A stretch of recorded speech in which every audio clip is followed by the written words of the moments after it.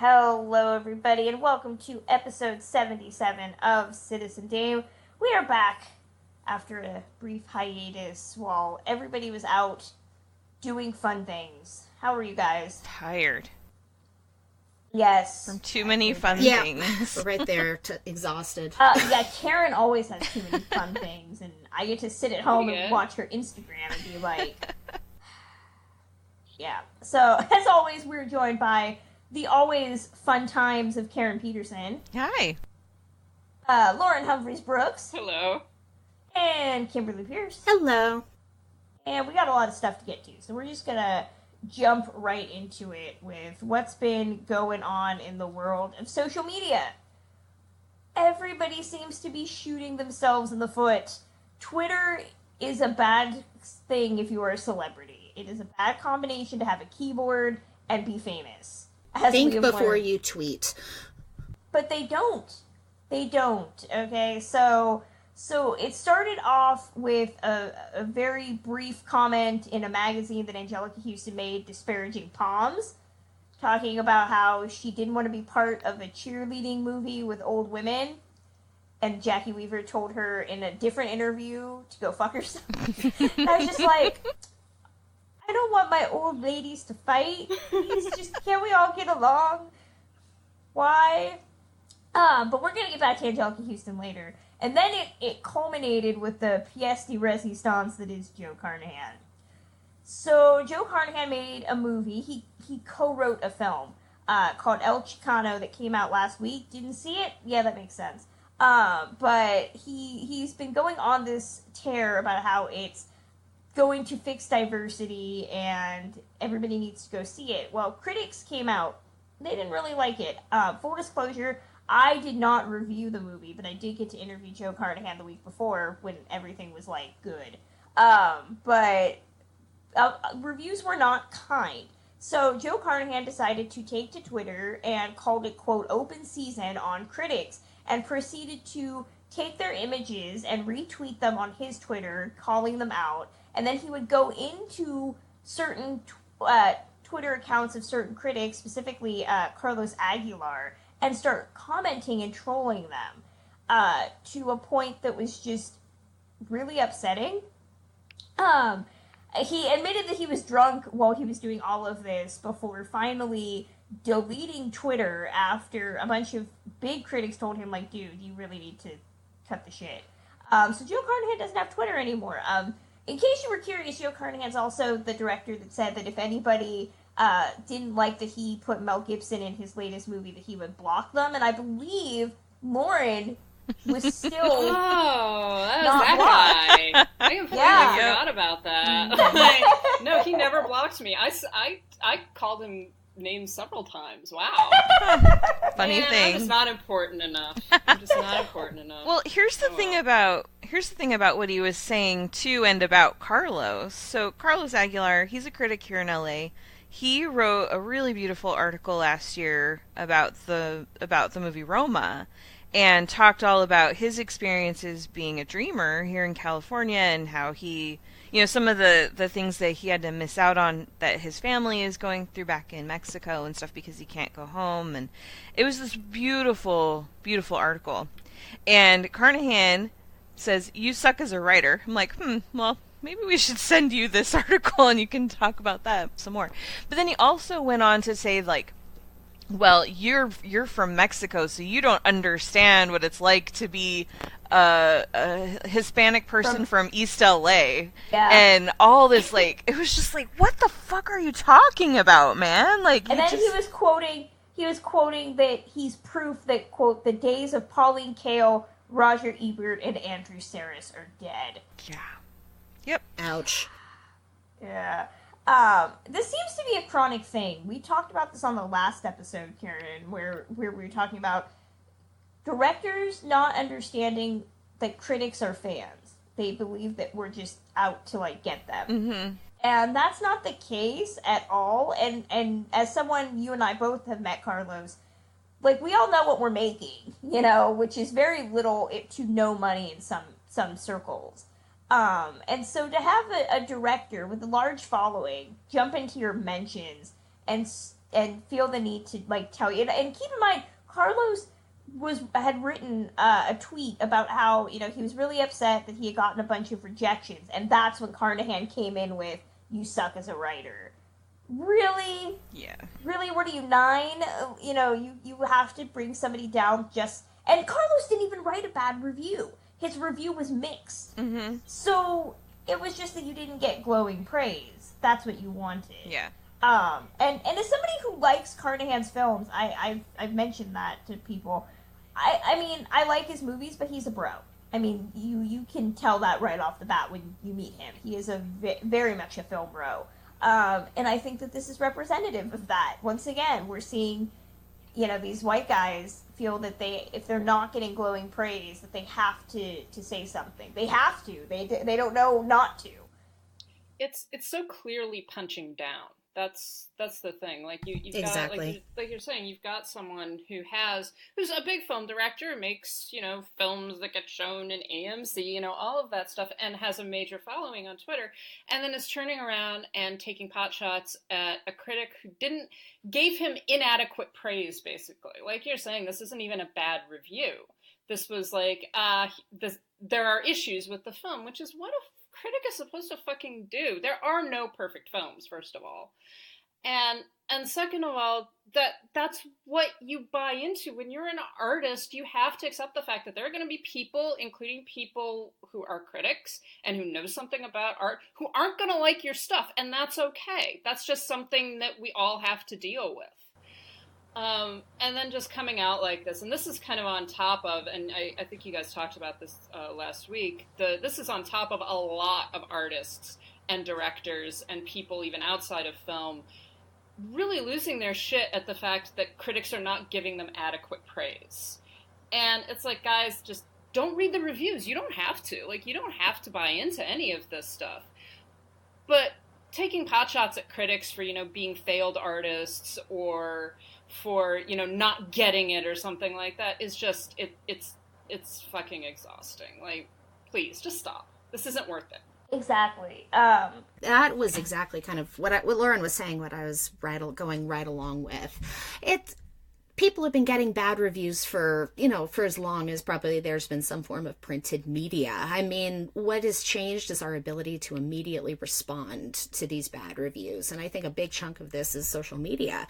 People can get, these filmmakers can get drunk and tweet, and it's just don't click on the reviews, don't read the reviews. I mean, it's happened. Ebert has reviewed people poorly. Pauline Kael reviewed people poorly. These, you're an artist, your film's getting wide distribution. Why do you have such a thin skin?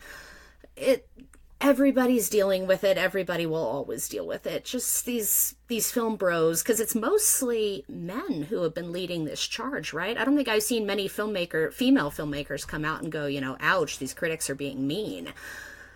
Just keep making your movies. Just do the best you can do and don't read the reviews. Well, that brings us to a woman who kind of had a problem on social media, Constance Wu. This literally happened within the last 24 hours. So yesterday was the day that a lot of television studios, announced what was going to be renewed and what was going to be canceled. And ABC announced that they had renewed Fresh Off the Boat.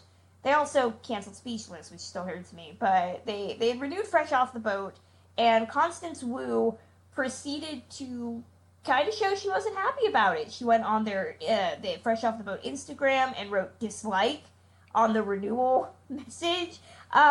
Somebody had sent a congratulations to her, and she said, no, I'm not happy. I'm crying right now. She was very, very upset by the fact that her show got renewed, and then that turned into a wave of which she should be grateful sentiment. So we got a couple things to break down. First off, the fact that she does not want to be on the show. It's a twofold issue for me. You never walk away from a hit. That's kind of television writing 101. Yep. You never walk away from a show that's got success. But at the same time, I had been hearing rumblings for the last year that she was really unhappy on the show and that she had wanted to leave, especially after the success of Crazy Rich Asians, that she had wanted to to go do movies. So feeling confined to this sitcom has to be creatively stifling for her. But at the end of the day, you never make that publicly known that you're just like not happy. But I think we all had a bigger issue with the fact that it turned into this whole concept of she should be grateful.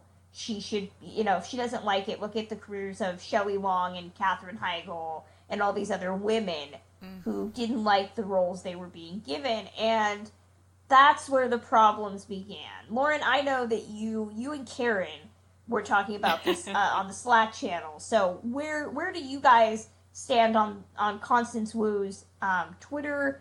It was, I don't want to call it a rant, but Twitter comments and the backlash that came out. I will start with saying that, like, within about 5 minutes, I went from, yeah, that's kind of shitty, to, fuck y'all! Constance Wu can say whatever the hell she wants to. Like, legitimately. And I think that some of this is a result of all of the other things that have been going on in this country today, involving women and women expressing their opinions and women, having right to physical autonomy and things like that. So I got a little upset. Yeah, I mean, on the one hand, you do have to say it is a bad look. Like, it is bad to take to social media to express your anger or your sorrow or something like that at a show that really did launch her career. I mean, I don't think that she would have gotten Crazy Rich Asians without it. And it's a show that I generally like. I've enjoyed watching it. I like her on it. It was the show that like made me aware of her as a comedian and as an actress, and I like that. So that's kind of on the one side, that it isn't a great look, and it is kind of denigrating also the number of people that really depend upon the show for their livelihoods, and kind of wishing that they didn't have that anymore. The reaction, the attitude of like, this woman of color, right, cannot have emotions, cannot be publicly emotional about something that maybe she's sick of. And, we don't know what's going on behind the scenes. We don't know what kind of shit she's going through, if she's going through any shit. We really have no awareness of that. All we have are the public information, the public reaction, and the rumors, right, about her. And to see then all of these, particularly men, but some women, but particularly men, going out of like, oh, she's so ungrateful. She's being inadequately, grateful to ABC or to the television show that she got her start on. And being like, well, she should call up Katherine Heigl. And it's like, oh, we're going to bring up Katherine Heigl now? Are we going to really talk about what went down with Katherine Heigl? And the bullshit that she went through from the media, from Seth Rogen, from Judd Apatow, from all of these, and it expands into that bigger issue of the difficult woman, the woman who is not adequately nice, who does not behave correctly, who sometimes loses her shit publicly, and that's not okay. We can't have that. No. You've got to be nice about everything. You have to be properly. You have to properly bow to the corporation or to the television show that, you owe something to. And that was sort of bullshit. So yeah, that set me off. And I think that there's a lot of stuff that's going on. Should she have done it? No, probably not. It's not a great idea, just in terms of PR. On the other side, I kind of get it. And to see all of these people going off on her being like not properly grateful, I was like, no, let her say whatever the fuck she wants to. And you know what? If that's problematic, fine. So that was sort of my trajectory. Well, and as someone who is the big Katherine Heigl stan, who would love to write just numerous articles about how she's been maligned by Hollywood since she was a child, it's always funny that she's kind of the golden girl when it comes to being ungrateful. And Shelley Long, I think, is another great example, going all the way back to the 80s. These were women that might have, for me, difficult, and thank you, Lauren, for sharing the article that I wrote about it. Difficult to me means something different in Hollywood than I think most people assume. And it's because in Hollywood, difficult means bitch, and bitch means difficult. And those are the two different things. And really, as we've seen in Hollywood, being a bitch, if you're a man, just means you get what you want. If you're a woman, it means that you're a rude person who is ungrateful, who doesn't deserve anything good. And that's a lot of different definitions to put in one word. And Constance Wu, yes, she probably shouldn't have gone through Twitter to try to get fired from her show, but to say that because she doesn't want to work means that she doesn't deserve a career is a real problem. My feelings on this were a little bit different, and maybe that's just because in the era that we're in, I'm willing to give women a little bit more of the benefit of the doubt. My thing was, I didn't just automatically assume, because she didn't even say it, I didn't automatically assume she wants out of the show just because she wants a movie career. My first inclination was, man, what's going on there? Like, is she, like, how is she being treated on the set? Like, are people bowing down to her? Not that I want them to, but I mean, she's awesome as an actress. But like, are there things going on that we just don't know about? And are there other reasons that she's unhappy? Is it just about her wanting to go make movies now? Because I mean, I'm not going to just assume that for women anymore, So that was one of my initial thoughts. And I mean, honestly, after seeing some of the stuff that people like Joe Carnahan have done in the last couple weeks, I was like, I don't know why people are acting like she's melting down. She's saying she's unhappy. She's not freaking out and going on tirades and ranting all over the place about it. I thought, I mean, there are probably better ways that she could have handled what she was trying to say, but I actually thought her reactions were kind of funny. Like when she posted on Instagram, dislike. She wasn't saying like, fuck this shit, I'm out. She was like, dislike. I was like, I'm just like, man, if she's not happy, let's figure out a way to like either make things better for her on the set, or maybe it's time to, Valerie her. I don't know. But I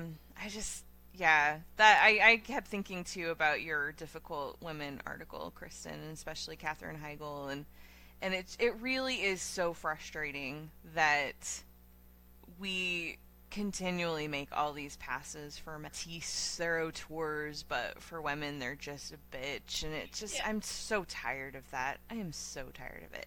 Could she have handled things a little bit better? Maybe. Did she need to? I don't think so. And honestly, I wish more actors that were unhappy in their jobs, even if they shouldn't be, like even if things are great and they should be, they should be considering how fortunate they are. I wish more people would be open about how unhappy they are, because I think a lot of these people are, I'm not saying she is, but I think a lot of people are suffering from mental illness that they don't talk about. We need to destigmatize that. And B, I think so many people go into acting because it looks like this glamorous, amazing thing, and it's never going to be hard. And if people are more open about not being able to do anything they want, even when they get to the level of having a #1 movie, that it can probably scare people away a little bit that really shouldn't be going into acting in the first place. So that's my thing. I wish people would be more honest about how they feel about stuff. Maybe in productive ways. So where do we think, go on, Kim. Oh, I think about, when I was watching that go down, I think I was kind of, I guess, with Lauren in the respect of it's like there's got to be a better way to do that. Kind of looking at that from the optics side and really thinking about shows are so much more than just, we see the faces of the show. We see what gets put on TV. And I thought about this with Roseanne as well. When that was all going down, the show was, rumor has it was getting canceled because of things she said, feeling bad for the craft services people, the lighting people, the people who revolve on these livelihoods. And, the face of the show, quote unquote, wants it to get canceled for reasons we don't know about. It was like, that's hard. I guess I struggle with that. I completely hear, Karen, everything you're saying, and I think you make some incredibly valid points in terms of we all should be more open and honest. But there's such, and you hear, and I think it's still going to be a long time getting over that fear of, looking ungrateful. There's so many people who want to get into that industry who have it, and she's seeing that backlash now because you have a hit show and now you want to get bigger. You don't hear the same, another name that was getting tossed around as somebody who badmouthed, their livelihood, and you frankly don't hear much more about David Caruso. Mm-hmm. And there's such a history with that. And it was as watching that go down in the moment, it was like, this is a hard one for me because I can completely hear all sides. But man, from the optics side, watching it from outside, it's really not a good look. One of the, I think that you make good points, Kim. I think one of the things that kind of kept on coming up for me, and this is just personal to me because this is something I know about, is the Avengers. Yes. And when Diana Rigg left that show, there was all of this talk about her being difficult, being a bitch, wanting too much, wanting this, wanting that, and she talked very badly about the show for a very long time. But what basically came out, and this is in the 1960s, of course, so this is in some ways, a completely different universe. But what finally came out was that the thing that she was, quote, being a bitch about, the thing that was the worst thing that all of these men were talking about, how dreadful she was that she found out that she was being paid less than the cameraman on an internationally successful show. And she came back to them and said, I want more money, right? I want to be paid, she's the co-star of the show. I want to be paid more money. And that this spiraled into basically her winding up and her leaving the show. And so, yeah, you do have to begin to ask when these kinds of things go down is how much of it is about money, how much of it is about respect, the amount of, understanding and like caring that is going on the set. There's all sorts of stuff that we don't know is happening behind the scenes. And the difficulty with that is to then turn around and be like, oh, this woman is just being a bitch. Whenever, I think that Kristen's pointed out, I think we've all pointed out, whenever you begin to have the terms bitch or difficult, things like that getting thrown around, you're like, okay, what's actually going on? Because, yeah. I mean, looking back at that, what did Weinstein use to get Ashley Judd out of the running for Lord of the Rings? She's a bitch and hard to work with because she said no to sex. Exactly. So there are always question marks when those kinds of words get bandied around. Yeah, and that's the thing. And it's like, I mean, I haven't heard any, maybe they're out there, I just don't pay attention, but I haven't heard any specific stories about anything. I've heard some of the things about Constance being, like, difficult, but I haven't heard any specifics. So that makes me question it automatically right off the bat. Well, what's she doing that makes her so difficult? Yep. So, do we think she's gonna stay with the show, or where do we think the fallout's gonna go from here? I think she's gonna do a final season, and then it'll be over. That would make sense. That walking back says it probably will. I mean, if it keeps going, I bet we see Mom go on a nice long vacation, or they get divorced or something. I think it would depend upon her contract, too. She must not be... If she really wants out, she must not be able to get out of her contract. Right. She probably signed a deal after the second season, because that's pretty common, as a 3 or 4 year deal. So probably she has 1 more year on her contract. And then she would be up to renew it. That's my guess. I don't know for sure, but that's pretty usually how they do it with TV. And so, so she probably by contract has to do at least 1 more season. Hopefully, for her sake, it's not more than that, and she can leave after 6. But who knows? I mean, and ABC's in a bit of a flux right now because they'll be losing Modern Family after next season. Yeah. So, I mean, depending on the show's ratings, if they don't have any solid comedy pilots, they might need to keep this one going another year, all things depending. If they have something strong enough that can jump in and bump them, maybe this will go in favor of something stronger. Who knows? Well, I have to say, having watched, I've watched the show pretty continuously. If you look at some of the earlier seasons, there's a lot more focus on the family, on the kids. And within the past 1 or 2 seasons, there's been tons of focus on her character specifically, and going through all of these different fluctuations. And I like her, I enjoy her, I enjoy the character, but there's definitely an imbalance. So I wonder if there's been a lot more script pressure on her that makes her unable to go off and do other things. She definitely did Crazy Rich Asians at the same time, but when did that come in? And that kind of thing has to be exhausting. to have so much of the show, of a television show, kind of putting emphasis on the performance that you're giving, and then also trying to do other things to continue to advance your career and to appear in things that she wants to do. So it's, I don't know, we're really quick to condemn this kind of thing, and I think that we need to not be. All of us, myself included. Mm-hmm. Yeah, exactly. So, yeah, it's, people need to start thinking about what they do before they tweet it. Just take a couple of minutes to... But also, we need to think about what people are tweeting before we react to it. Yeah. Yes. It's a twofold process. Yeah, the rant was 3 tweets and an Instagram comment. Right, yeah, that was her rant. Yeah, exactly. Exactly. So, moving on, we're going to go back to Anjelica Huston really quickly. We talked about discussing it last week on Twitter. We didn't record last week, so she had done a really amazing interview with Vulture, which I've read, and it's so great, because I love her, but I'm also very afraid of her. Her answers are great, but some of these questions are Some of these questions are, a little specious, but she had talked a lot about a lot of things in her very amazing life. So obviously she had disparaged Poms, which I kind of wanted the interviewer to say, you want to hate on Poms, but you started daddy daycare. Explain that dichotomy to me. There's a question. But most people got really, really flustered about the questions that she was asked regarding Roman Polanski and Woody Allen. And Jeffrey Tambor as well. So she openly admitted that she would work with Woody Allen in a heartbeat if he asked. She feels that a lot of what happened with Jeffrey Tambor should have stayed on the set. What happens on the set stays on the set. And she did talk in depth about Roman Polanski, and what I find more than any of her comments in this interview that she talks about, I think the Roman Polanski ones are really interesting because she was there when it happened.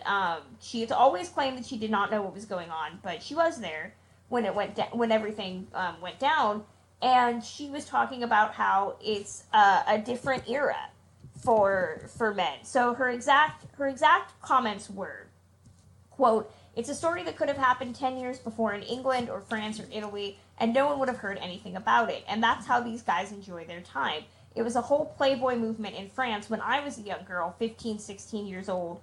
You would go to Castel in Paris, and the older guys would all hit on you. It was de rigueur for most of those guys like Roman who had grown up with the European sensibility." So that was quote 1, and that's kind of what everybody latched on to. But then there was quote 2, where she was talking about how essentially men are still doing that. Only now it's for her, there seems to be more of an extreme. And it's really fascinating to me because I mean, that argument's been used before where he's concerned that, that's just how they are in Europe. But I think it says a lot more about her because later in the interview, they ask about the fact that she did date a 42-year-old man when she was 18. She brings up an Education, the film, and the interviewer says, yeah, but you were legal at the time, and there was no, he doesn't bring up rape and questionable consent, but it sounds like, based on her comments, this is something that she's just experienced throughout her life, and reconciling it now with the modern way that we look at it, it's something that's difficult for her that she doesn't really see because she's just been so inured to it. And as somebody who, grew up with John Huston as your dad and, dated Jack Nicholson, like the men she's been around, it made me really sympathize for her because obviously she does not see how... she sees that men are exploitative, but there seems to be some sort of rationalization in her head that is really that's really weird. I don't know. Karen, what do you think? I don't know. I think the problem is that this person that did this article doesn't ask, or at least doesn't share, what the follow-up questions were, because when she's talking about what happened or how things were in Europe and how common that was, and then he goes on to, women were treated like they were disposable, and she's like, I think they still are, and then she tells stories about things that are happening now, but I want to know, where's the follow-up question of, what did you think about that? Not this is what was going on, but what were your feelings about it? And do you think that that was acceptable? If you were you now, back then, what would you do differently? Would you do anything differently? Where are those questions? Right, and he does ask her, did you have what would qualify as a Me Too experience? And she says yes, and she kind of goes, and he asks what happened, and she says, that's how, you have to ask me that on a daily basis. That's how often it happens that you're objectified or misread or put down. At the same time, and I don't know how edited this interview is, she seems to be confusing the two things. So she does feel that, yes, women are objectified and they're put down, and she's definitely experienced that. But when it comes to actual, crimes, rules that have been broken that are not legal, either he doesn't go far enough or she hedges. Mm-hmm. And that's the thing, where are the follow-up questions? Yeah. Exactly. But I do think this interview is more... People were promoting this as, Anjelica Huston supports Roman Polanski and Jeffrey Tambor and Woody Allen. Which I don't see where it says that at all.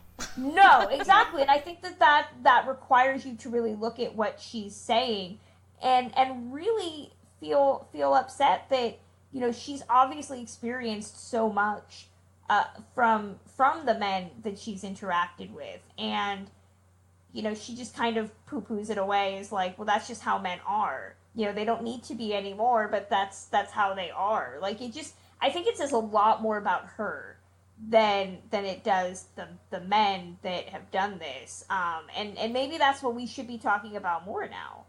Well, how decades of... hold on, Kim. I was going to say how decades of this, internalized objectification manifests. Kim, what were you going to say? Well, can we talk about that one question? It came particularly early in the interview, and it turned me off as soon as I read it.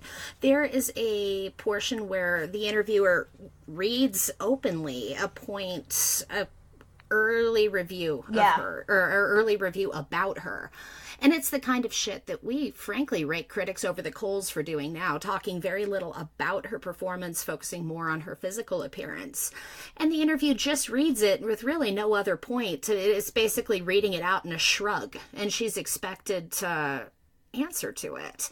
I think this interviewer, frankly, is as guilty as some of the men they're talking about, because that question I thought was absolutely horrendous, and then he seems to get almost insulted that she doesn't want to talk about it. I think she's got a pretty baller answer to that, though, where she was like, I wouldn't have quoted it had you not included it in your memoir. And she's like, I think the news there is he's dead and I'm not. And he's like, you think he's dead? He must be.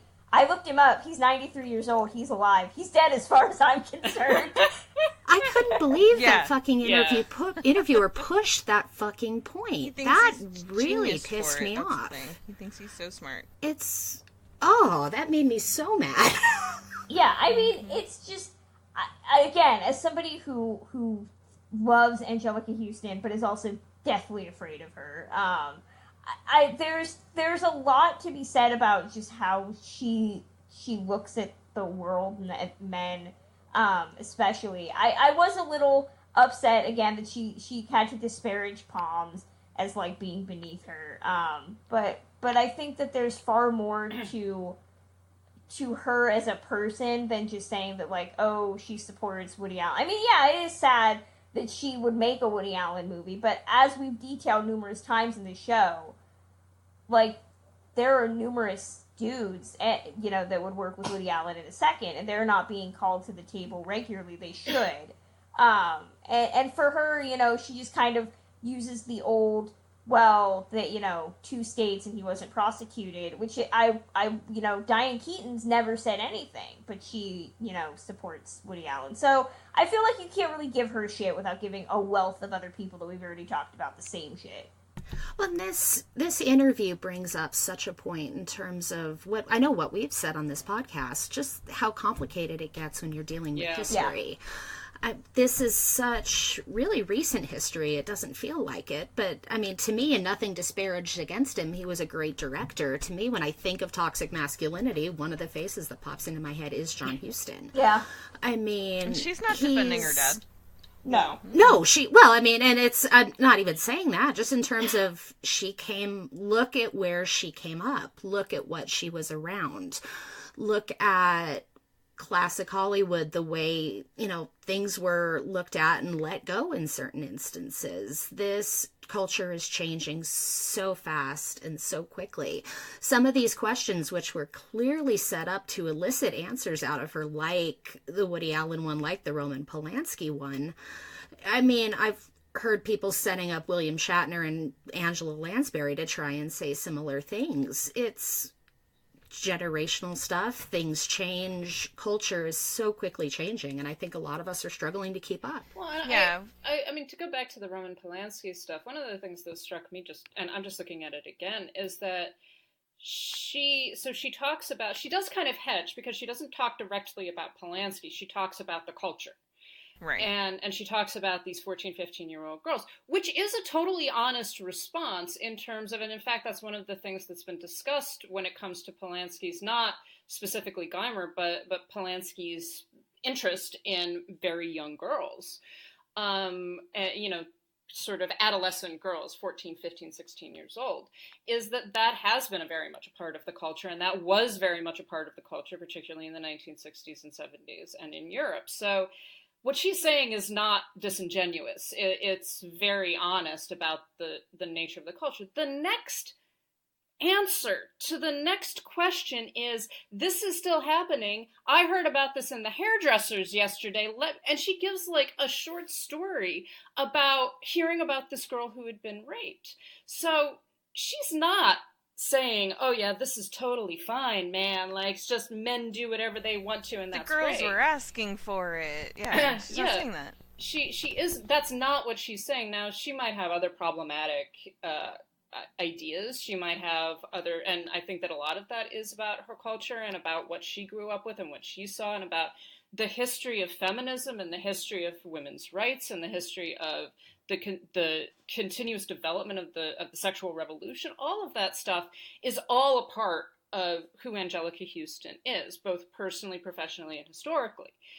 And to just latch on to those one little things, just like Anjelica Huston defends Roman Polanski and Woody Allen, it's like, that's not what's going on. It's way more complicated than that. And you're also just misrepresenting the things that she has said. And we saw the same thing happening with Kathleen Turner.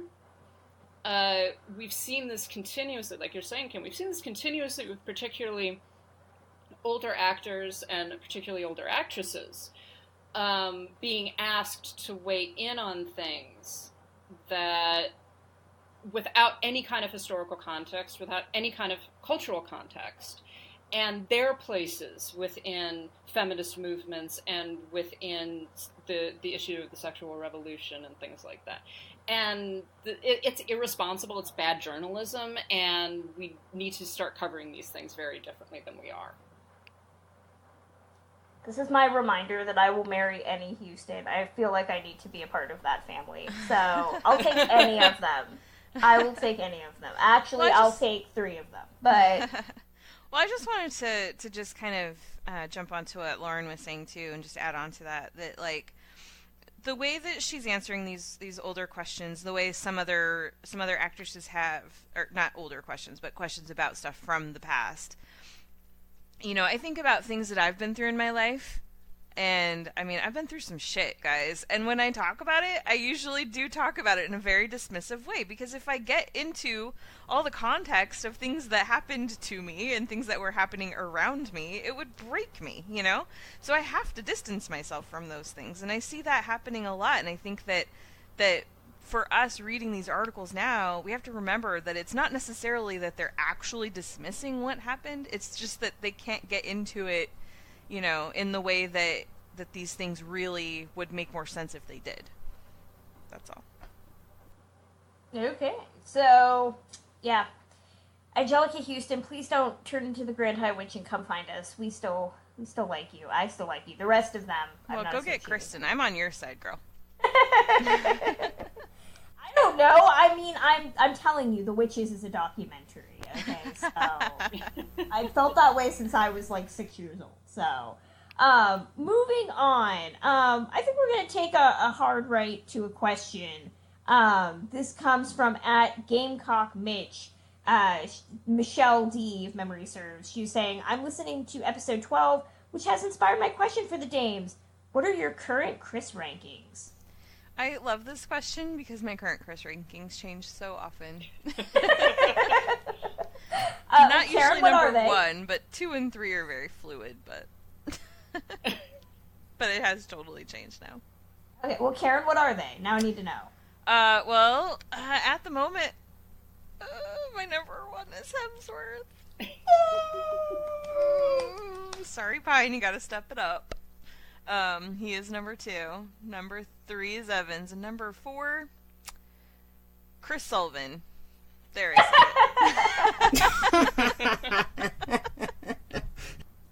I'm pretty sure mine are exactly the same as yours, with the exception of I have no idea who number 4 is. So Chris Sullivan is on This Is Us. He was also Taserface in the MCU. Why didn't I think of all of that? So yeah, my number 4 would just be empty, because I would rather not have anybody there. I'd rather have a blank, like blank space. And then when you get down to 10, you'll find Chris Pratt. So yeah, those are my current. So yeah, Karen and I are Hemsworth. The headline on that is going to be Kristen puts Chris Pratt in her top 10. So exactly. Lauren, what about you? What are your current Chris rankings? I was thinking about this, and I was like, well, no, but he should be a little bit high, but maybe not. Like, yeah, I think probably Hemsworth, Pine, Evans, and Plummer.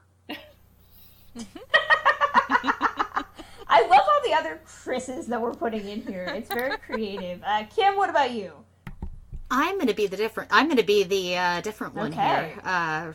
And everyone can probably guess how this is going to go.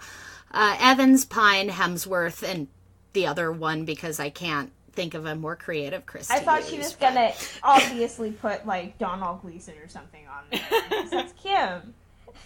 Well, if maybe his name is Christopher, a middle name. I don't know. She'll rename him. She'll rename him. Well, that brings us to some Hemsworth-related news that came out.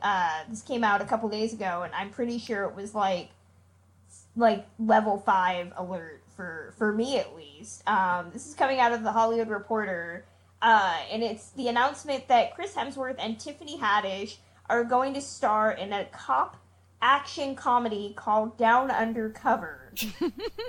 Which sounds like porn. Title sounds like a porn. Oh my god, it sounds so fun. It's gonna have Chris Hemsworth, quote, play a cop who goes undercover to solve a string of casino heists where a troupe of Australian male erotic dancers are suspected as the culprits. I told you that dance in Ghostbusters was an audition. And Tiffany Haddish is going to play a lone wolf detective who has to team up with him. Okay, so you had me at Chris Hemsworth plays Chippendale, okay? It's Thunder from Down Under, Kristen. I don't give it's Thunder from Down Under. Come on. Okay, the point is he's playing a stripper, which I can't. My face right now is just like 17 shades of I am so happy. Please let this be an R-rated comedy, please. Yeah, it has Christmas to be. and my birthday and like New Year's Eve and like 30 years of happiness have just like all converged into one moment, and it's in this moment right now. I will go public with saying this. As someone who has seen that troupe live a few times, he should do a live tryout. Wow. My best friend. They tour, Karen. I've they only tour. seen them once and was on a tour. But anyway. Oh my god, my best friend has been trying to get me to go and see them, and I don't. Okay, full disclosure, I'm a germaphobe when it comes to that. So the concept of What happens at these things? People are sticky and sweaty, and they're all packed in like one room. I don't need no. Oh no, you're at like a table, like. Exactly. Where's that table been? I don't know. Gosh. It's a dinner show in Vegas. They only jump on the table once. Kristen. How much you have to learn.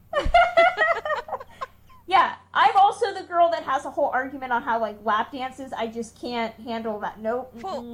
Can't do it. Okay, maybe if it was a Hemsworth, I would feel differently, but it's a stranger who I don't know, and I haven't been properly introduced. So, like, My only takeaway from Thunder from Down so Under pretty. was I can never hear that Enrique Iglesias song Hero again the same way.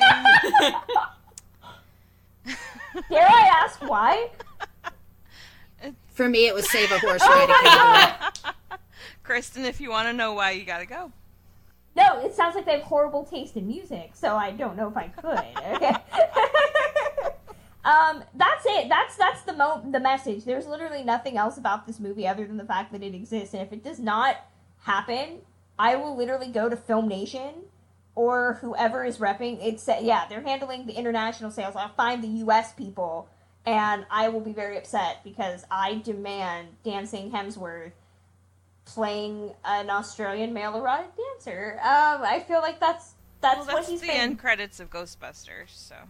That's true, but I feel like this is a role he's been auditioning for his entire life. This could be the Oscar role, okay? This could be his Melissa McCarthy in Bridesmaids moment. You don't know. God. Comedy gets Oscar noms too, Karen. Yes, it does. So, Lauren, you saw Endgame finally. You wanted to rant about it. You get exactly 2 minutes. The only thing that I wanted to say is that I am, continuously angry that they fridged Black Widow. That is, Yeah. I watched that, and I saw it coming, and I was like, why?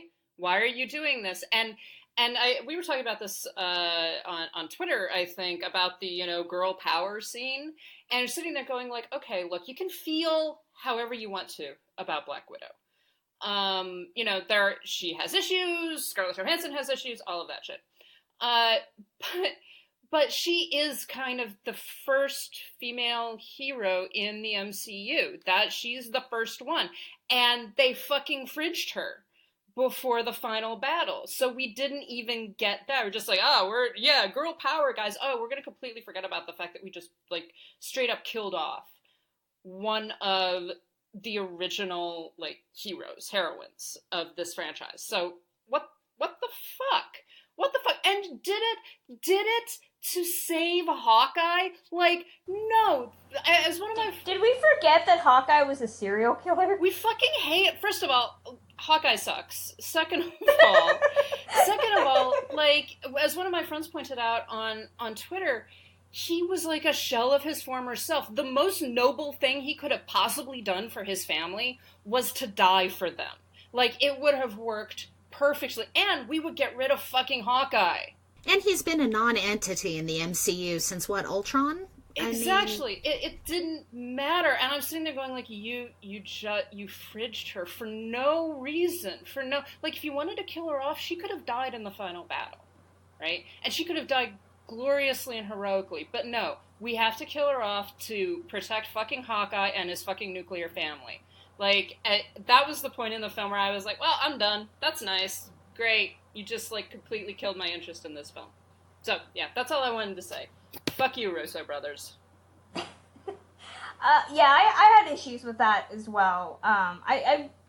The issues with the female characters just in general in that movie are worthy of their own episode entirely. But yeah, I feel like we tended to forget that Hawkeye killed all those people, but it's okay. I don't think anybody forgot that. He even is saying you know what I did terrible shit, let me die. So it's not that they're trying to have us forget that he did those things. They're very right to the end, they're making us very aware of it. And then he gets his happy family back and everything. Yeah, it's a little disingenuous.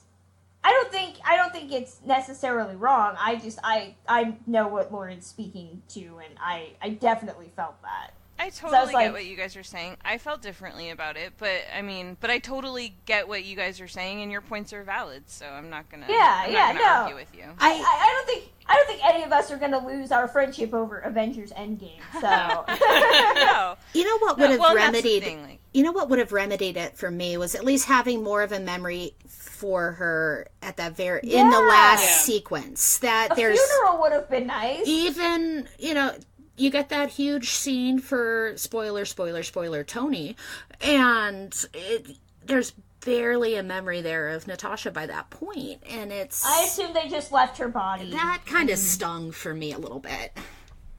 Yeah, well, he had to leave her body on Vormir. But a tribute. A plaque. Well, yeah, no. I mean, the thing is that she wasn't a major character. Tony was internationally known. Like, everybody knew Tony Stark, and nobody knew Natasha because she was very much behind the scenes. And so, to me, that, like, made sense, but... But I think that the film actually shows a disrespect towards her. And that was one of the issues that the whole series has, yeah. Yeah, and so, like I say, I think that, you have that sort of token girl power moment, which I kind of liked, but I was also like, man, we didn't really need this. It doesn't make sense. Which made me cry. And no, but you have that, and you have all of these powerful female characters, just like, oh, we're missing one. We're missing one that, for all of this movie paying so much tribute to its own past and the past of the franchise, they just completely sidelined and eliminated because I think that they didn't know what else to do with her. One of the major female characters that has been in most of the Avengers films and has actually been a pretty important facet of many of the Avengers films. She joined the MCU before Chris Hemsworth did. So. And it just felt so incredibly disrespectful from a franchise perspective, not even just from a plot perspective, but from a franchise perspective. And I actually do think it would have made way more sense for Hawkeye to sacrifice himself in order to save his family. Like, that would have been emotional, and it would have been brutal, but it would have been interesting. What they do with her is just, it's bad writing and it's bad plotting. And it's disrespectful. I think part of the reason Hawkeye doesn't sacrifice himself, though, is for his family, is because ultimately that's what Tony ends up doing. So why... I'm saying, like, they're not going to have two dads sacrifice themselves. I mean, they fridged two women, one in Infinity and one in Endgame, so... Oh, Infinity War, definitely, like, I'm still pissed about that, because Gamora should not have gone out like that without fighting, but... But, I mean, they did the same thing. Like, it's a repetition of the same plot point. So it is, except for in this case, she's making that decision. She has the agency, and she's deciding. It's not like Gamora who's just pushed. It's and this is why I say, like, your points are valid. I'm not saying that you're wrong. We see it differently, and we disagree, and that's okay. Okay, so moving into some brief trailer talk. We have to talk about it because it's awesome. The first trailer for It Chapter 2 came out. Oh my gosh, it looks so... I love the way they did that trailer. That it's just a part of a scene instead of, like... Well, I mean, they do show clips too, but for the most part, it's just, like, the scene. I miss trailers. I miss trailers that used to do, like... people remember, like, sneak previews where they showed, like, a, minute and a half clip of a movie. Mm-hmm. I miss stuff like that. So yeah, when I watched this, I was like... So wait, it's just a clip? Oh wait, no, it's the trailer. That's really cool. And it literally scared the crap out of me because old people are frightening to me inherently. So someday in one of these trailers, at some point, a little old lady is just going to be a little old lady. It's just going to be a totally innocent bystander who's just like, no, I just want to give you cookies and milk. Like, Jesus. Future movie idea, okay? Little old lady who is in a horror movie, and she's just like a little old lady. It's just totally innocent little old lady. She's an old lady. I mean, look at her. She's old. Exactly. She's like, no, I'm not evil. I just want to give you these cookies, and like children are running from her, and she's like, goddamn horror movies. But I enjoy. That's like that Bill Skarsgård romantic comedy idea. Exactly. So I thought the trailer was really fun. It's Jessica Chastain looks awesome. We got a couple brief glimpses of the rest of the Losers Club, including Bill Hader. So I'm in. I'm on board. I've been ready. So I need this now, along with the Australian Chris Hemsworth stripper movie now. What did everybody else think of the trailer? I'm in. Looks good. Bring it on. I like that they didn't show too much because they don't need to. People who want to watch it already want to watch it. It just gives you a little bit of a glimpse to see what these guys look like as adults and how fun it's going to be to watch Jessica Chastain in a horror movie, and like, yeah, I'm down. Okay, well that comes out September 6th, my birthday weekend. Woohoo! I know what I'm doing. So, getting into a review section.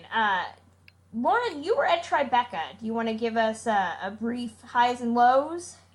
Yeah, I just wanted to give a brief run, and I actually just wanted to call out two documentaries that I saw at Tribeca. And Tribeca has a wonderful history of documentaries, and I think some of their best films have been docs.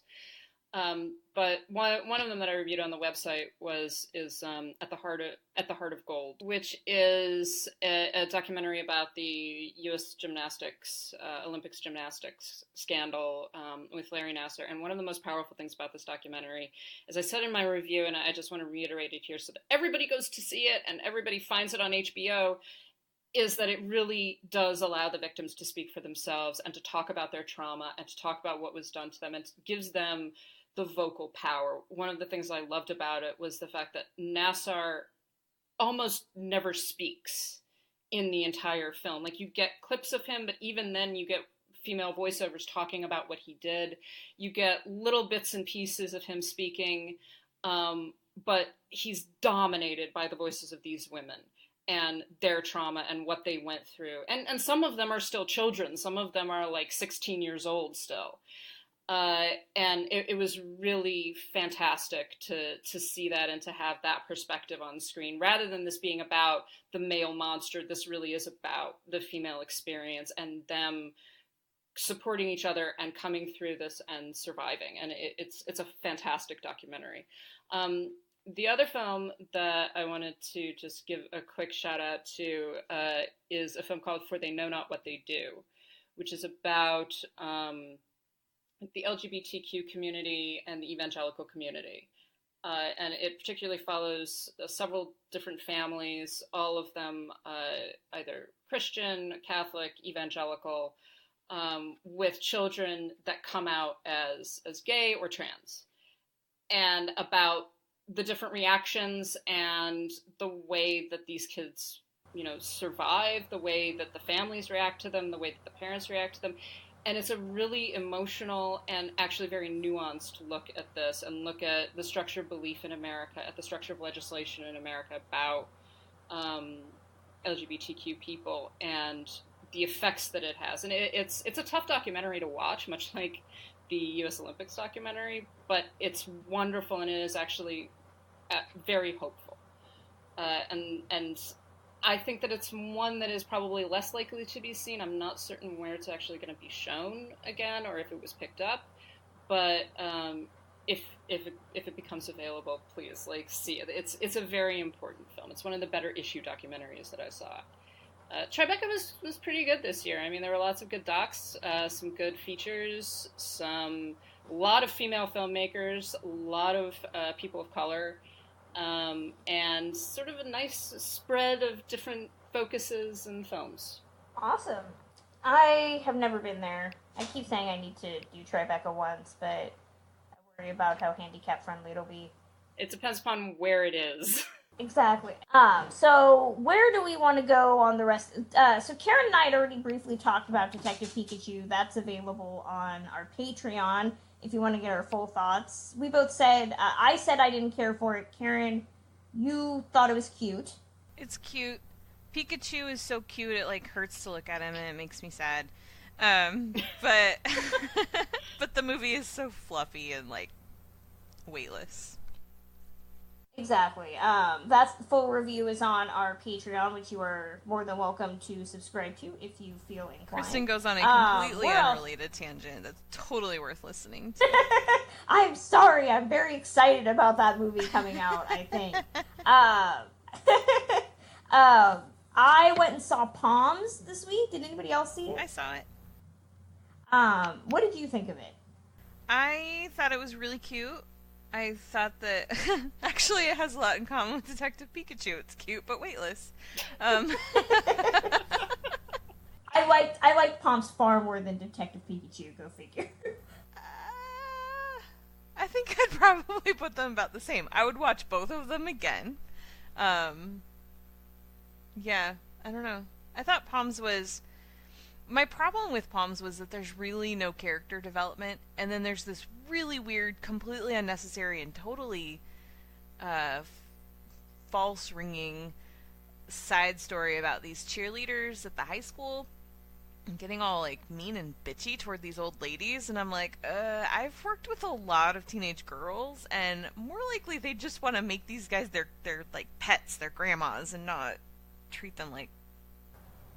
It's an issue I brought up with Shazam as well. That these kids have no issue beating the crap out of a handicapped kid, and these girls have no problem just being utterly terrible to old women for no discernible reason whatsoever. Yeah, it doesn't make sense, and it's like, and that's the thing. Like, I have worked with a lot of teenage girls, and this isn't how they usually act. So it felt very forced, like this really weird, unnecessary side plot that was really just to further one character. And there were so many other ways they could have done that, and so that frustrated me. It did. But I mean, it's a really cute movie. Jackie Weaver, I adore her, and she is by far the best thing in this. She's really good. I love her. So I thought this was really cute. I went with my mom. My mom really enjoyed it. It's totally a good movie to take your mom or your grandma to. But yeah. I thought it was cute. It's harmless. I thought Jackie Weaver was really good. The weird little dance that Diane Keaton does is very charming. So yeah, I enjoyed this. And I did get a chance to interview Zara Hayes, who's the director, and we talked a lot about the ways that the elderly in this movie are treated like disabled people. And it was really fascinating to kind of come to those realizations as we were talking about it. So it's worth it. Wine Country also came out this week. Did anybody watch it? I did. What'd you think? So this one it's about a group of 6 friends that are celebrating the 50th birthday of one of them. And they're all friends from back in the day when they used to work together at this like pizzeria. And they've kind of all gone about their lives, but they've always stayed mostly close. Like even when they live, spread out, they've still lasted in their friendship. And I mean, it's in a lot of ways it's a very standard friendship movie about people that have just one thing that ties them together. And we've seen these kinds of plots before a lot, but one of the things I really like is that there are these 6 specific women, plus then Tina Fey plays the person who owns the house that they're renting. And so she pops in and out of the story too. And what I really like is that all of them have their own distinct personalities. They all, even the ones that are not, because you've got Rachel Dratch and Amy Poehler who directed it. And you've got Maya Rudolph. But then you've got a couple of other women that are less well known. But they also have, very rounded out characters. You can kind of know what their personalities are. It's not like, one of the things that I think is always hilarious in Pitch Perfect is those 2 girls whose names I still can never remember, who show up at the end and they're like, we've literally been here the whole time. Like every movie like this where there's a group, there's always someone like that. And I love that in Wine Country, it's not the case. Like every one of these women has a part in the story. They all are very interesting and very different from each other. I mean, it's not like a really deep movie. We've seen a lot of stuff like this, but I really enjoy the fact that there are so many movies now about women that are in middle age and getting to just be friends and getting to show that, like, this kind of stuff is normal and these friendships are normal and they should be celebrated. And I think that it's it's a good thing, especially for some of us that are getting a little older to know that getting old doesn't mean you have to just curl up and be a recluse. There's still life coming, and I don't know. So I really liked it. I think it's very funny, but it's not like laughing out loud the whole time. It's just a lot of stuff was very relatable. And I was talking to a friend the other day who was just like, psh, I didn't think, this movie is just ridiculous. People don't talk like that. And I'm just going, I have literally had some of these exact conversations with my friends. So I think this is very much a movie that you can appreciate if you're at a certain point in your life and if you've lived a certain type of life. But I think it's it's definitely not going to appeal to everybody, and that's okay. It doesn't have to. And that's on Netflix. You also watched It is on Netflix. Something else on Netflix. I've watched a lot of things on Netflix. Well, I'm looking at the schedule here. So you watched Dead to Me, correct? I did. Did anybody else watch that? Oh my gosh. My mom Oh my did. gosh. So it's Christina Applegate and Linda Cardellini and James Marsden. It's a series, but it's 10-episode series.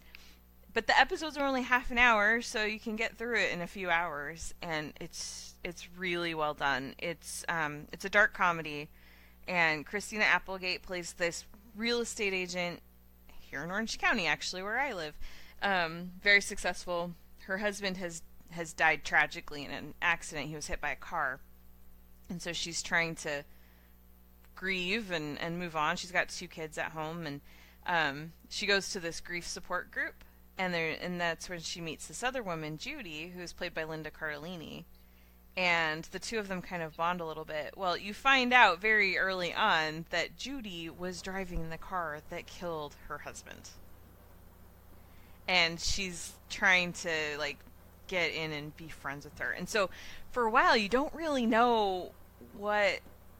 is this like a single white female thing, or is there something more to it? And it's really fascinating to watch. It's funny at times. It's very serious. It deals with a lot of really interesting topics. James Marsden plays this beautiful douchebag, and otherwise known as James Marsden. Yeah, there you go. So it's really good. It's really good, and I love Christina Applegate and Linda Cardellini in it. They're fantastic. So I highly recommend it. My mom is obsessed with it now, so thank you. You're welcome.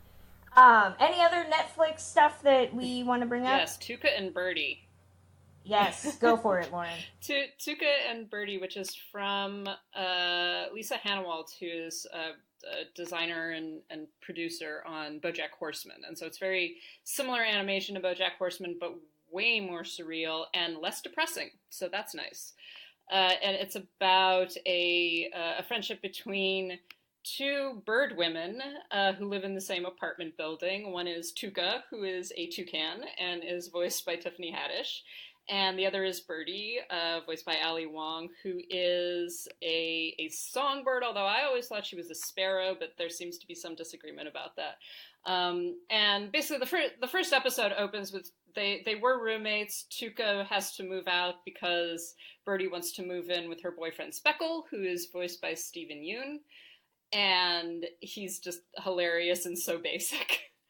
But it's just about their relationship and about the crazy adventures that they get into. It's really funny, and also has a lot of interesting stuff to say about like sexual harassment and about depression and panic attacks and like alcoholism and all kinds of things, but it does it in a much less intense way than BoJack Horseman. It is a way lighter show, and as a result is a little bit easier to watch. I just like I've really gotten into it. The first episode I was a little iffy about. By the second episode I was like, I am into this. I am down for it. And as soon as Birdie's left breast decides to take a day off because she's tired of being sexually harassed, I was like, this is great. Like I love all of this. So highly recommend it. And it's also like voiced by women of color. It's a female created show. It's fantastic. Like I just enjoy the crap out of it. And I know Karen and I saw The Hustle this week. As did I. Yeah. Oh, and Kim did too. So I'll save that to the end since all 3 of us saw it. I do want to give a really quick shout out to Charlie Says, the new Manson movie that Mary Herron and Guinevere Turner wrote and directed and put out this week. If you have a chance to watch it, you should, because it's fantastic. But if not, it comes to VOD next week.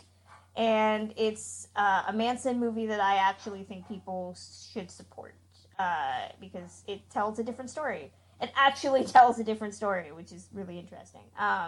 So yeah. I also... Oh, go on. Sorry, can I just jump in? I know you guys talked about this extensively a few episodes back, but I just wanted to jump in that I finally finished watching the Lorena documentary on Amazon Prime. And holy shit, it's so good. And so I I mean, what you guys said, I'm not going to add to it because you said it all perfectly, but just for listeners who haven't caught up with that yet, go do yourselves a favor and watch it. It's fascinating. I interviewed the director and 2 of the editors this week, and it's like, it's such a, I'm so grateful that they did this because it's such an important story and people need to see it. I told someone earlier this week that Lorena Bobbitt's an inspiration to me, and he was like, what? And I'm like, no, seriously, you have to watch this because she is. And I'm just like, go watch the show. Like, stop what you're doing as soon as you're done listening to this episode and go watch it. So The Hustle. This is the second remake of the 1960 film Bedtime Story. Most people know it as the 1988 comedy Dirty Rotten Scoundrels. It is a gender-swapped version of that, where 2 con women, played by Rebel Wilson and Anne Hathaway, are attempting to fleece a tech billionaire in order to convince the other con woman to leave the city. I went into this with very low expectations. I do not like Dirty Rotten Scoundrels. I don't get it. It's not a film for me. And so I had very, very, low hopes for this. And boy, were they met. I will say Anne Hathaway proves that she can save keep anything afloat. And I'm loving that she's embracing this, like, old school Hollywood noir game that she kind of created with Daphne Kluger in Ocean's 8 and continued for better or worse with Serenity, and now it's here. I want her to keep doing this because she has so much old Hollywood grace to her. And she acts like she's in a different movie. If this was like a, take on like a Simple Favor meets Dirty Rotten Scoundrels, like that would be interesting.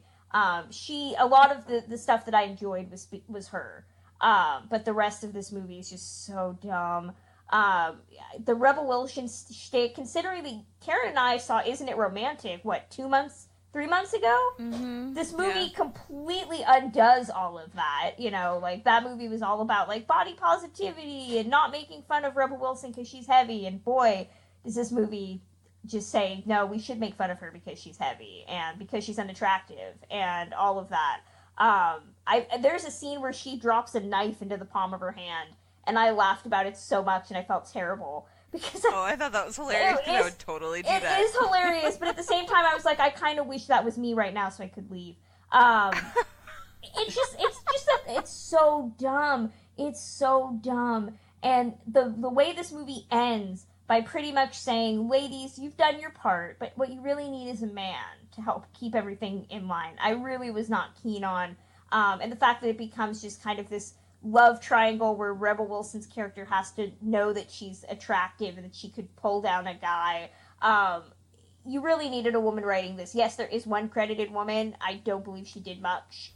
No, actually, she's the one who wrote this screenplay. The other 3 wrote Dirty Rotten Oh, Scoundrels. well then... Yeah. 2 of them are dead. Yeah, I looked that up because I was like, wait a second. So, yeah. Unfortunate. But this movie's just... I didn't think it was very good. Just go watch the 2001 Sigourney Weaver movie Heartbreakers. It's a way better take on this movie. But Kim, what did you guys think of it? Well, okay, so I'm going to spoil Dirty Rotten Scoundrels, so if you don't want to hear spoilers, like, skip ahead a minute or 2. My biggest problem was that, first of all, Kristen, it's funny that you mentioned Daphne Kluger, because in my review I said this is like a sequel to what would have happened to her after Ocean's 8, because she's got like this weird fake British accent that you're like, I don't think she's actually British. But I was waiting for there to be some sort of explanation, because it obviously sounds fake. Right, yeah. So, but anyway, so one of my problems was, like, she says in the beginning, why are women better suited to the con? It's because no man will ever believe a woman is smarter than he is. And I'm like, yeah, that's exactly why Dirty Rotten Scoundrels worked, because these men would never have suspected that this woman was conning them.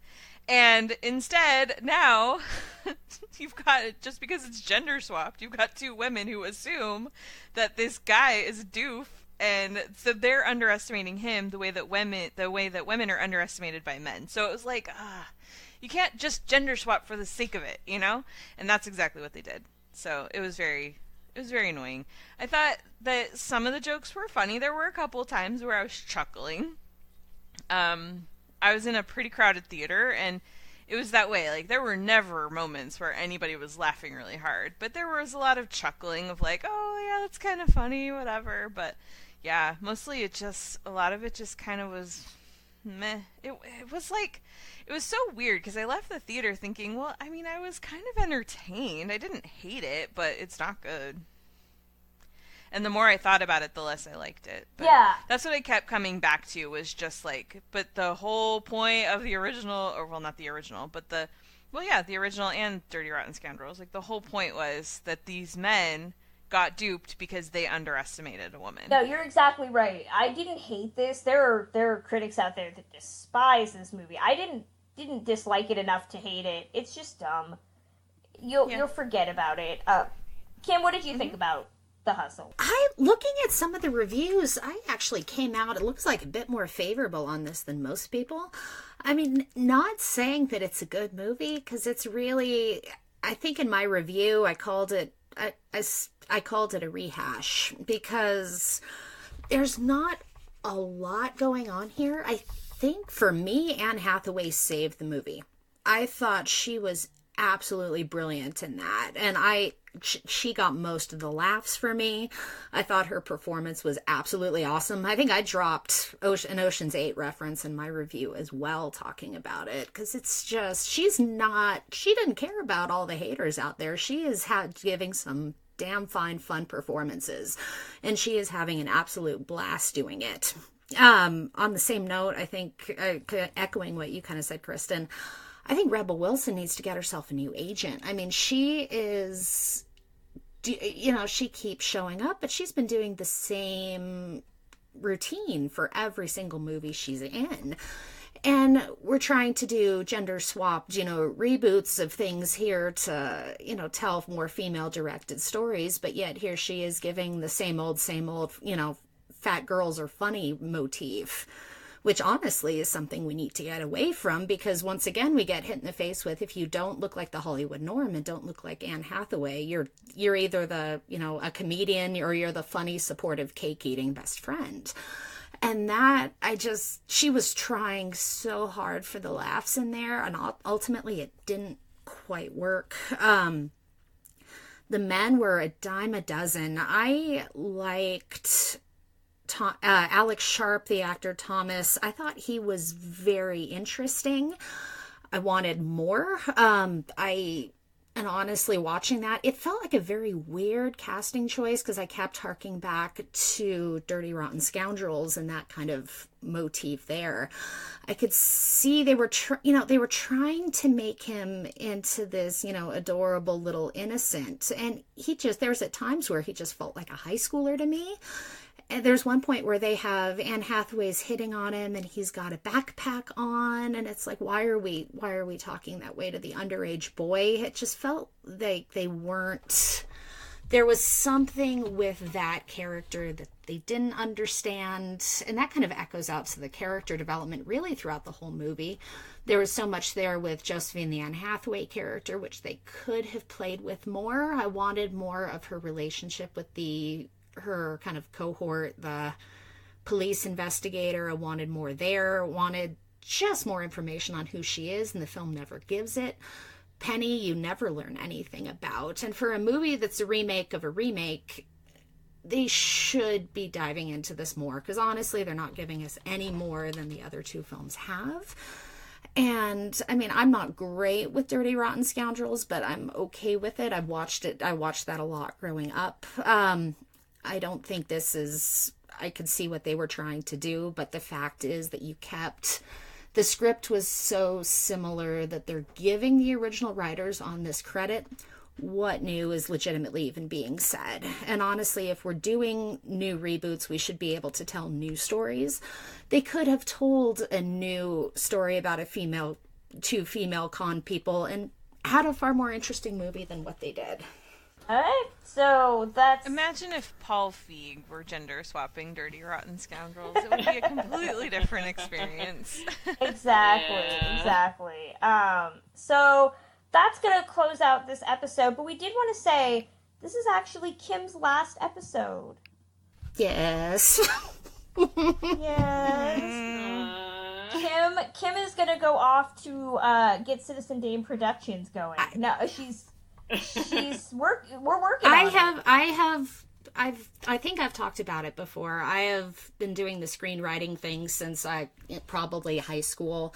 And I've been putting it on the back burner a lot for the last number of years, and just had the bug bite me again and just want to put some focus on that. Got a lot of things just in my head that I want to get on paper, and I'm trying to kind of realign my life, but I will still be doing a bit of reviewing. I'll still be around. So, that's not goodbye. I'll still be everywhere you guys normally find me. Exactly. So we wanted to properly say farewell. I didn't come up with a song or a poem. I thought about it. But I didn't. Goodbye. Good luck. It's been an amazing experience, but yeah. Touch, or we'll be pissed. Yes, exactly. Thank you. I was trying to rhyme I was trying to find something that rhymes with Kim. So. I got that off the card. Sorry. And it is also Mother's Day at the time we're recording this. So be sure to call your mom if you haven't done that already, people. So yeah, that's gonna close us out. You can find Citizen Dame a variety of different places. We are on iTunes, wherever you get your podcasts. We are on Spotify. We are also now on SoundCloud. So if you want to find us, just Google Citizen Dame SoundCloud. We don't have a really cool URL yet. I don't really know how that works. I'm still playing around with it, but we are on there if you want to listen to us via SoundCloud. You can send us questions, comments, what have you, at our Twitter at Citizen Dame Pod. We are also on Instagram at Citizen Dame Pod.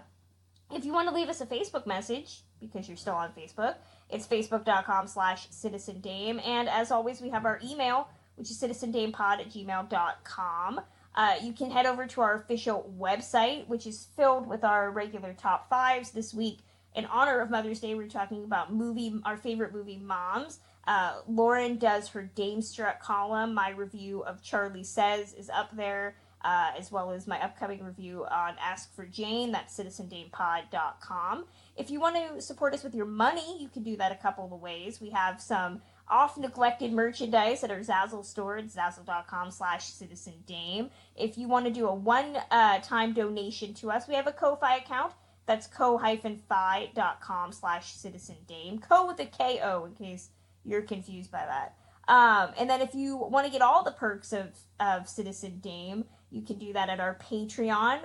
For just a couple bucks, you can get access to our exclusive Citizen Dame pins, as well as all of our bonus content. We're prepping to do our Man from U.N.C.L.E. show soon, as well as getting all of the episodes a full 48 hours before they go out to everybody else. That's patreon.com/Citizen Dame. What does everybody have on tap this week? So many FYC things, like... Karen's just so cool. Yeah, what am I doing this week? I think I'm going to a thing with the music composers for some of the Netflix shows, and then there's like Haunting of Hill House conversation. I feel like Karen needs to say all this in a really exaggerated British accent. I'm just hanging out with music producers and... Not the producers, darling. The composers. I had to think what the word was. I like that your English accent has a twang that sounds like it's from New York. It's like if you're an English person born in, like, Brooklyn or something. I love it. I love it so very, very much. Lauren, what do you have on tap? I'm going to see Detective Pikachu tomorrow. Oh my gosh, she's so excited. I'm very excited to hear your thoughts, because I know you were the most excited. The hell out of it. He's got a little hat. He does, and it's so cute. He's so cute. Like, it seriously hurts my heart how cute he is. See, that's all I want. Just wait. You're going to get so much cuteness, you won't know what to do with it. This week has been such shit in so many ways. Like, I just need a cute little Pikachu with a hat. Like, that's it. Exactly. I don't know. I have nothing on tap this week. I do know that next Saturday, Karen and I go see Aladdin. Mm-hmm. Yeah. Good luck with that. A whole new world with you. I'm not saying anything, but if y'all could see my face right now, I'm really fucking excited. It's a Disney movie. He's not going to be that sexy in a Disney movie. Sir, hi, have you met me? I will make anything sexy, even a Disney movie. Yeah, I was gonna say, like, Scar is sexy, Okay, so... What if we talked about That's an animated line. What if we talked about animated characters, okay? I can't do that. Okay, there's a line, and that animated characters is it. So... I've heard you talk about Scar. Yeah. No comment. Anywho, so, yeah, that's gonna close us out. We will be back next week. You can find me on Twitter at journeys_film. Karen, where are you? On Twitter and Instagram at Karen M. Peterson. And Lauren Humphreys Brooks. I am at LH Business. And our Kimberly Pierce, our beloved, happy Kim Pierce. Twitter and Instagram at KPierce624. So, till next week, everybody. Bye.